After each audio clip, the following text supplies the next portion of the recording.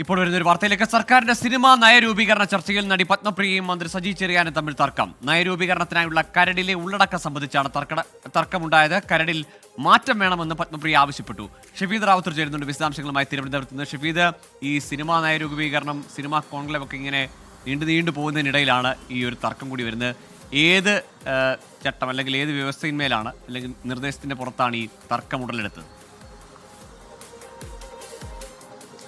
ഗോകുലം, നമുക്കറിയാം ഈ ഹേമ കമ്മിറ്റി റിപ്പോർട്ടിന് പിന്നാലെ സിനിമാ മേഖലയിലെ സമഗ്ര മാറ്റം ലക്ഷ്യം വെച്ചുകൊണ്ടാണ് സംസ്ഥാന സർക്കാർ ഒരു സിനിമാ നയരൂപീകരണം ഇപ്പോൾ നടത്തി വരുന്നത്. അതിന്റെ പലതരത്തിലുള്ള ചർച്ചകളടക്കമുള്ള കാര്യങ്ങൾ പുരോഗമിക്കുകയാണ്. ഇന്ന് തിരുവനന്തപുരത്ത് ഇതുമായി ബന്ധപ്പെട്ട ഒരു ചർച്ച ചേരുകയും മന്ത്രി സജി ചെറിയാൻ മാധ്യമങ്ങളെ പിന്നീട് കാണുകയും ഒക്കെ ചെയ്തിരുന്നു. എന്നാൽ അതിനുള്ളിൽ ആ കരട് നയരൂപീകരണവുമായി ബന്ധപ്പെട്ട ചർച്ചയ്ക്കുള്ളിൽ മന്ത്രിയും സിനിമാ താരമായിട്ടുള്ള പത്മപ്രിയയും തമ്മിലൊരു തർക്കം നടന്നു എന്നുള്ളതാണ് നിലവിൽ ഇപ്പോൾ പുറത്തുവരുന്ന വിവരം. നയരൂപീകരണത്തിലുള്ള കരടിലെ ഉള്ളടക്കത്തിലായിരുന്നു തർക്കം. പത്മപ്രിയ ചില കാര്യങ്ങളിൽ എതിർപ്പറിയിച്ചു. കരടിൽ മാറ്റം വേണമെന്നും പത്മപ്രിയ ആവശ്യപ്പെട്ടു. എന്നാൽ ഇതുവരെയുള്ള യോഗങ്ങളിൽ പത്മപ്രിയ പങ്കെടുത്തിട്ടുണ്ടായിരുന്നില്ല. ആദ്യമായിട്ടാണ് അവർ ഈ യോഗത്തിൽ പങ്കെടുക്കുന്നത്.